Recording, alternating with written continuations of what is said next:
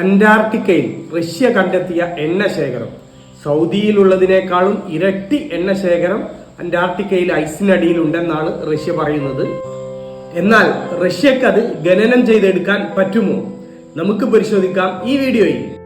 അന്റാർട്ടിക്കയിൽ Russia വൻതോതിൽ എണ്ണശേഖരം കണ്ടെത്തിയെന്ന വാർത്ത അടുത്തിടെ പുറത്തു വന്നിരുന്നു.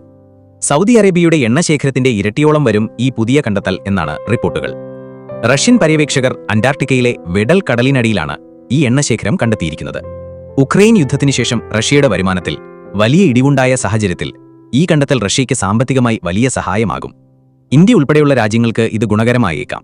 കാരണം റഷ്യ ഇപ്പോഴും ഇന്ത്യക്ക് കുറഞ്ഞ വിലയിൽ എണ്ണ നൽകുന്നുണ്ട്. അന്റാർട്ടിക്കയിൽ ഇത്ര വലിയ എണ്ണശേഖരം കണ്ടെത്തിയെങ്കിലും അവിടെ ഖനനം നടത്തുന്നത് വലിയ വെല്ലുവിളിയാണ്.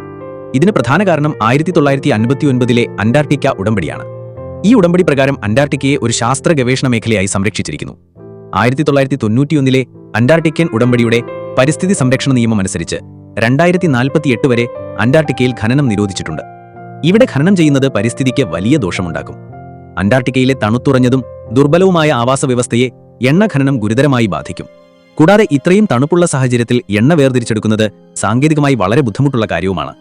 ചുരുക്കത്തിൽ അന്റാർട്ടിക്കയിലെ റഷ്യയുടെ എണ്ണശേഖരം കണ്ടെത്തൽ ലോക ഊർജ്ജ രംഗത്തും രാഷ്ട്രീയത്തിലും വലിയ ചർച്ചകൾക്ക് വഴിവെച്ചിട്ടുണ്ട്.